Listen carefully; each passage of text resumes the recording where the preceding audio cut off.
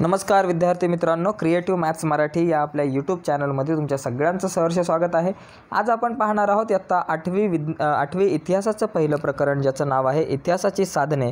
या प्रकरणावर आज आपण चर्चा करणार आहोत। ओके, परंतु पुढे जाण्याच्या अगोदर तुम्ही आपल्या यूट्यूब चॅनलवर नवीन असाल आणि अजूनपर्यंत आपला चॅनल सबस्क्राइब केला नसेल तर प्लीज आत्ताच आपला चॅनल सबस्क्राइब करून घ्या आणि त्या बाजूला असलेलं बेलचं बटन दाबायला विसरू नका, कारण आपण अशा प्रकारच्या नवनवीन व्हिडिओ, एज्युकेशनल व्हिडिओ तुमच्यासाठी आपल्या यूट्यूब चॅनलवर अपलोड करत असतो। आता या ठिकाणी मित्रांनो बघा, पहिला जो आपल्याला या ठिकाणी पॅसेज दिसतोय, पहिला जो पॅराग्राफ दिसतोय त्यामध्ये काय दिले बघा की प्राचीन व मध्ययुगीन भारताच्या इतिहासाच्या साधनांचा आपण अभ्यास केलेला आहे। यावर्षी आपण आधुनिक भारताच्या इतिहासाच्या साधनांचा वापर करणार आहोत, अभ्यास करणार आहोत। म्हणजे आज आपल्याला या पॅराग्राफमध्ये किंवा या प्रकरणामध्ये काय शिकायचं आहे की आधुनिक भारताच्या इतिहासाच्या साधनांचा अभ्यास आपल्याला या ठिकाणी करायचा आहे। आता इतिहासाच्या साधनांमध्ये भौतिक, लिखित आणि मौखिक साधनांचा समावेश होतो। ओके, आणि त्याचप्रमाणे नवीन आधुनिक तंत्रज्ञानावर आधारित दृकश्राव्य आणि दृकश्राव्य म्हणजे दृक आहे, श्राव्य आहे आणि दृकश्राव्य अशा साधनांचा सुद्धा समावेश होतो। म्हणजे एक गोष्ट लक्षात घ्या, इतिहास लिहित असताना भौतिक, लिखित आणि मौखिक ही 3 साधनं खूप महत्त्वाची आहे। आणि त्याचबरोबर सध्याच्या काळात आधुनिक तंत्रज्ञानावर आधारित दृक माध्यम असेल, श्राव्य माध्यम असेल आणि दृकश्राव्य दोन्ही मिळून असणारं एक माध्यम आहे। तर या 3 माध्यमांचा समावेशसुद्धा, या 3 साधनांचा समावेशसुद्धा आधुनिक भारताचा इतिहास लिहित असताना केला गेलेला आहे। आता या ठिकाणी आपण जर पाहिलं तर भौतिक साधने जी आहेत ती नेमकी कोणती आहेत ती जर आपण पाहिली तर आपल्याला लक्षात येईल की बघा इथं दिलेलं आहे की भौतिक साधने जी आहेत ती कोणती आहे की इतिहासाच्या भौतिक साधनांमध्ये विविध वस्तू, पहिली गोष्ट वस्तू असतील, विविध प्रकारच्या जुन्या काळातील वस्तू असतील। वास्तू म्हणजे इमारती आहे, तुमचे गडकिल्ले आहेत ते असेल। नाणी म्हणजे तुम्हाला माहिती आहे कॉईन जे आहेत आपले, जुन्या काळातील पुतळे असतील आणि पदके या साधनांचा समावेश होतो। ओके, आता इमारत व वास्तू यांचा जर आपण विचार केला तर इथं आपल्याला काय दिसून येते बघा की आधुनिक भारताच्या इतिहासातील कालखंड हा युरोपीय, विशेषतः ब्रिटिश सत्ताधीश आणि स्थानिकांच्या राज्यकारभाराचा काळ मानला जातो। बघा आधुनिक भारताच्या इतिहासाचा जो कालखंड आहे हा कुठला आहे की युरोपीय, विशेषतः ब्रिटिश सत्ताधीश व स्थानिकांच्या राज्यकारभाराचा काळ मानला जातो। म्हणजे ज्यावेळेस भारत स्वतंत्र होण्याच्या अगोदर म्हणजे ब्रिटिश भारतामध्ये आले, बरेचसे युरोपीय कंट्री जे आहेत ते भारतामध्ये आले होते, फ्रेंच होते, डच होते, पण ब्रिटिश काळ हा जास्त काळ ब्रिटिश जे आहेत त्यांनी आपल्यावरती राज्य केलं। म्हणजे ब्रिटिशांचा जो काळ आहे किंवा संस्थानिकांचा जो काळ आहे, त्यांच्या राज्यकारभाराचा काळ आहे, हा काळ आधुनिक भारताच्या इतिहासामध्ये येतो। या काळात विविध इमारती, पूल, रस्ते, पाणपोया, कारंजे यांसारख्या वास्तू बांधल्या गेल्या। बघा मित्रांनो, या काळामध्ये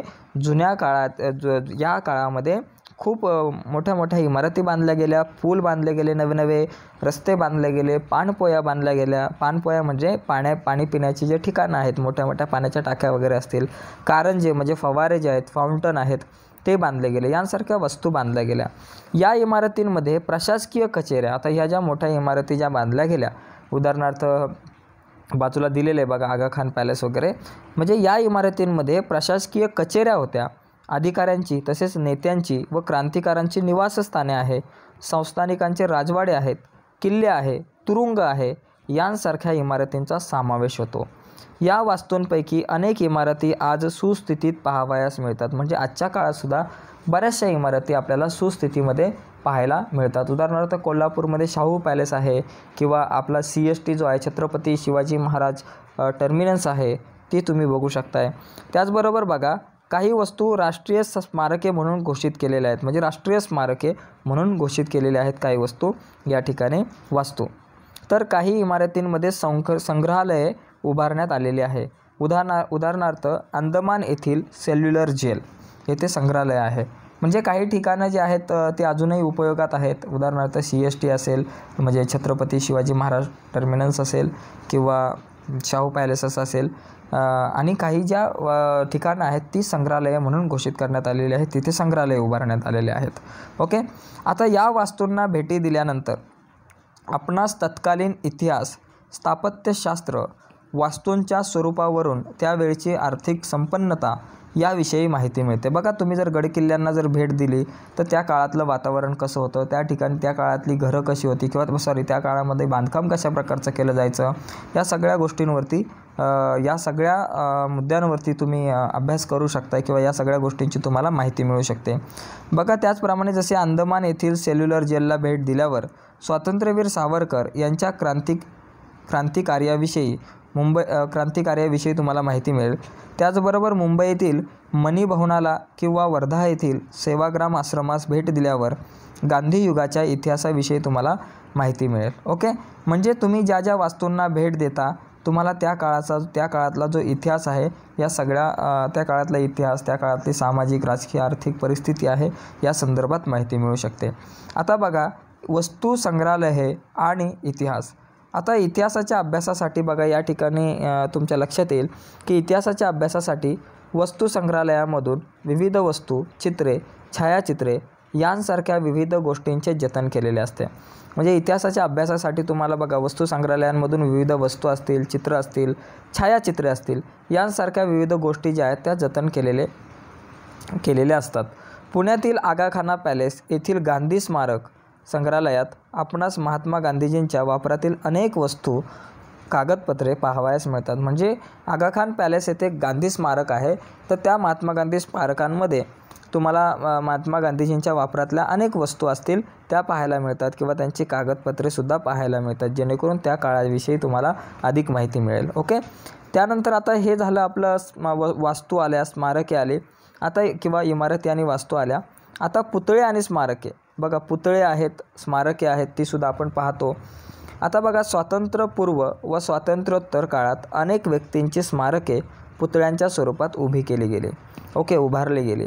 हे पुतळे देखील आधुनिक भारताच्या इतिहासाच्या अभ्यासाच्या दृष्टीने खूप महत्त्वाचे आहे. म्हणजे भारत स्वतंत्र होण्याच्या अगोदर आणि भारत स्वतंत्र झाल्यानंतर आपल्या देशामध्ये विविध ठिकाणी खूप मोठे मोठे पुतळे उभारले गेलेले आहेत. ज्याप्रमाणे आता सरदार वल्लभभाई पटेल यांचा युनिटी स्टॅच्यू म्हटला जातो, तो पुतळा उभारला गेलेला आहे गुजरातमध्ये.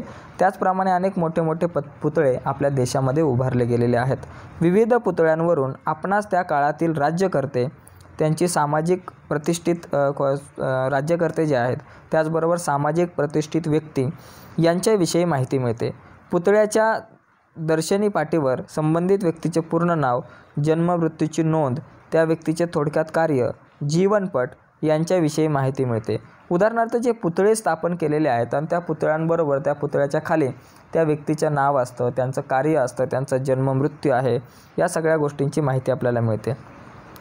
महात्मा ज्योतिराव फुले, त्याचबरोबर लोकमान्य टिळक, डॉक्टर बाबासाहेब आंबेडकर यांच्या पुतळ्यांप्रमाणे विविध घटनांच्या स्मृती प्रित्यर्थ उभारलेली स्मारकेसुद्धा संबंधित घटना, काळ आणि त्या घटनेशी निगडीत इत्यादी माहिती, व्यक्ती, त्या घटनेशी निगडीत व्यक्ती असतील इत्यादी माहिती देतात.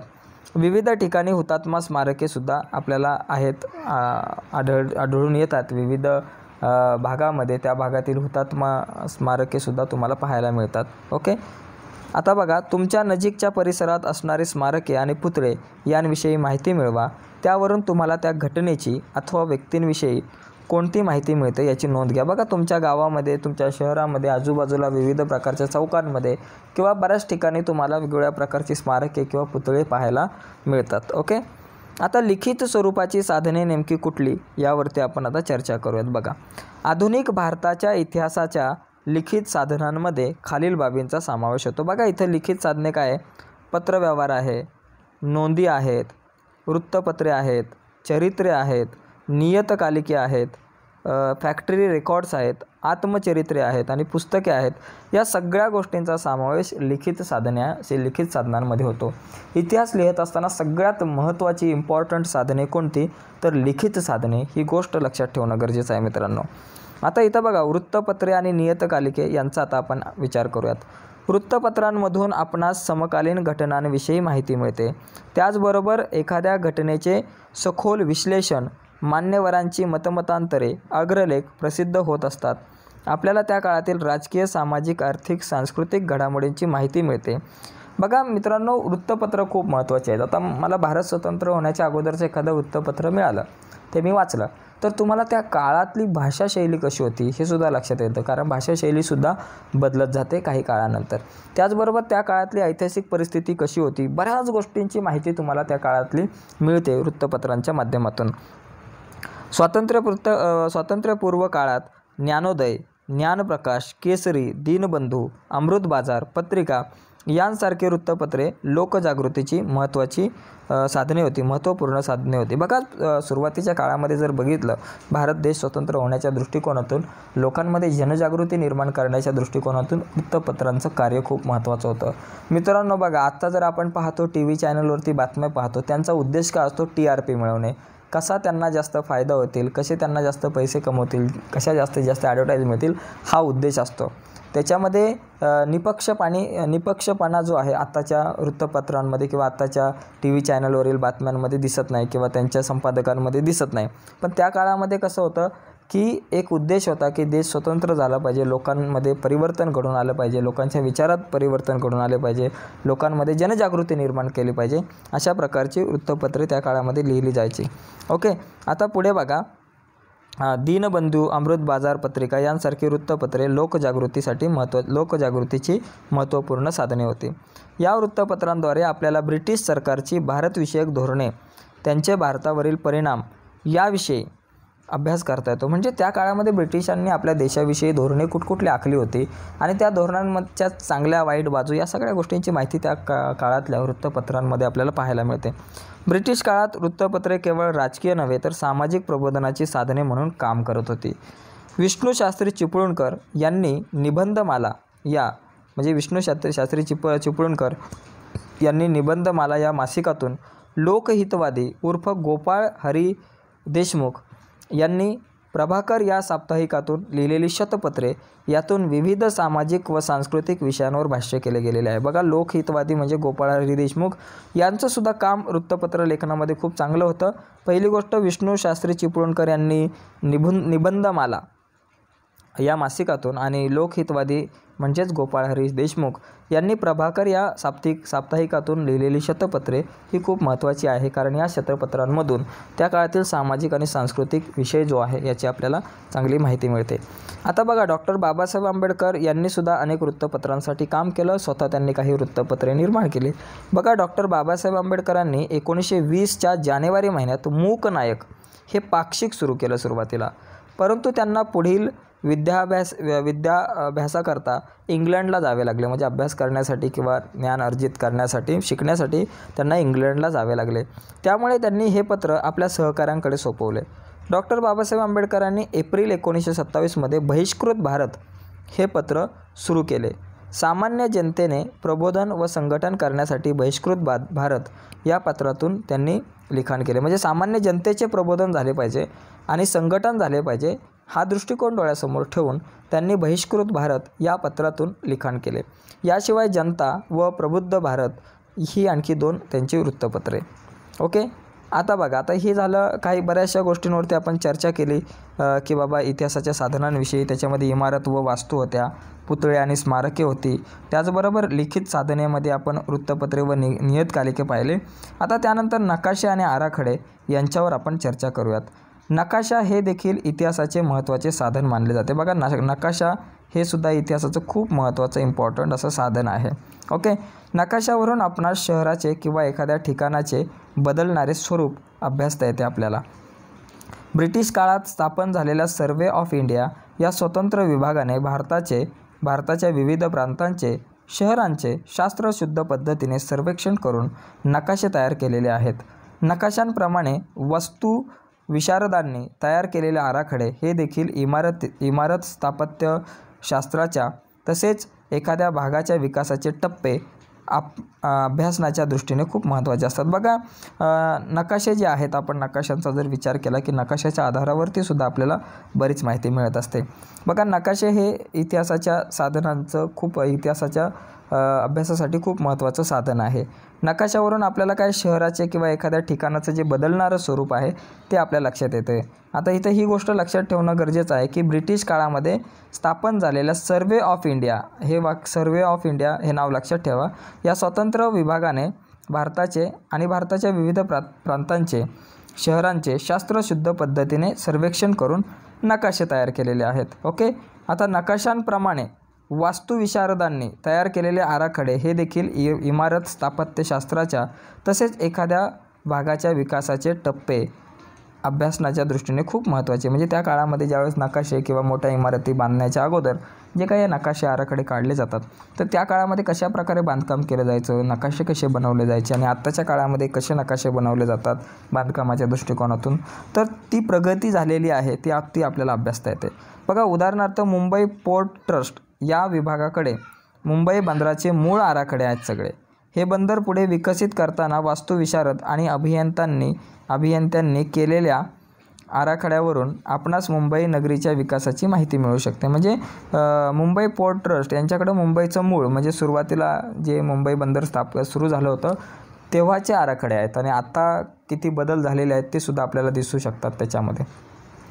आता यानंतर आलं मौखिक साधने आपल्याला बघायचेत आणि त्यानंतर आपला जो मुद्दा आहे मेन आपला जो आपण थांबू शकतो. ओके. मौखिक साधने कोणती आहेत ती आपण आता बघूयात. यस. बघा, यामध्ये आता मौखिक साधनांचा विचार केला तर आधुनिक भारताच्या इतिहासाच्या मौखिक साधनांमध्ये खालील माहितींचा समावेश आहे. बघा, इथं तुम्हाला खाली बरीचशी माहिती या ठिकाणी तुम्हाला दिसते. ओके. एक मिनटं. बघा, इथे मौखिक साधने कोणकोणती आहेत बघा इथे दिसते तुम्हाला की लोकगीते असतील, स्फूर्तिगीते असतील, पोवाडे आहेत. छत्रपती शिवाजी महाराज किंवा महाराष्ट्र राज्याची निर्मिती होण्यासाठी बरेचसे पोवाडे गायले गेले होते. ओव्या आहेत, लोककथा आहेत, प्रसंग वर्णने आहेत, मुलाखती आहेत, मेळे, जलसे, कलापथके आहेत. ही सगळी मौखिक साधने आहेत इतिहासाची. ओके. आता त्यामध्ये स्फूर्तिगीते बघा, स्वातंत्र्य चळवळीच्या काळात अनेक स्फूर्तिगीतांची रचना केली गेली.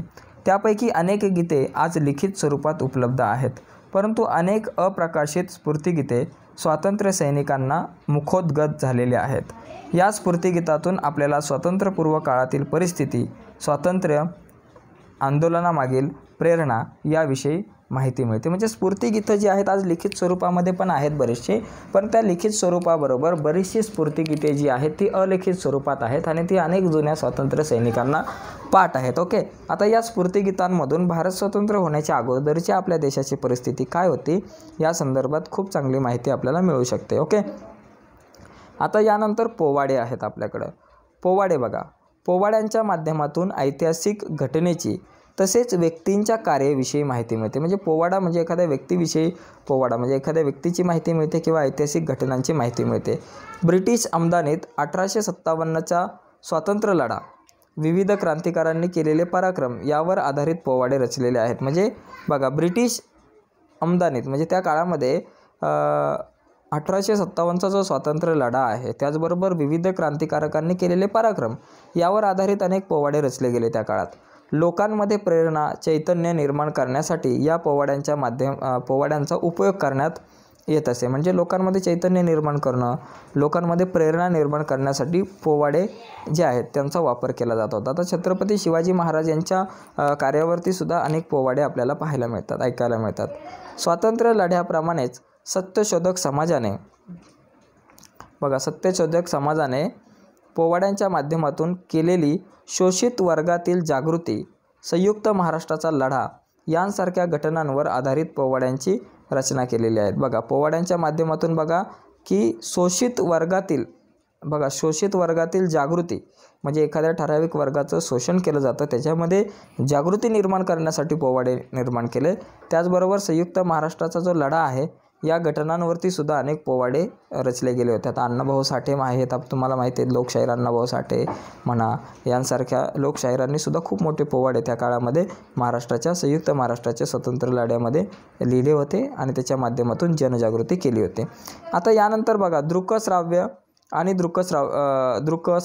दृकश्राव्य साधने म्हणजे काय बघा, आधुनिक काळातील तंत्रज्ञानाच्या विकासामुळे छायाचित्रण, ध्वनिमुद्रण, चित्रपट इत्यादी कलांचा विकास झाला. अर्थात त्यातून निर्माण झालेली छायाचित्रे म्हणजे जुन्या काळातली जी छायाचित्रे आहेत, ध्वनिमुद्रिते आहेत किंवा म्हणजे फक्त रेकॉर्ड्स आहेत, कॅसेट वगैरे, आणि त्याचबरोबर चित्रपट आहे, या सगळ्यांचा समावेश जो आहे तो या साधनांमध्ये होतो. आता यानंतर छायाचित्रे जी आहेत आपण त्या छायाचित्रांचा विचार करू. छायाचित्रे म्हणजे फोटोज. बघा, छायाचित्रे ही आधुनिक भारताच्या इतिहासाची दृक स्वरूपाची म्हणजे डोळ्यांनी दिसणारी साधने आहेत.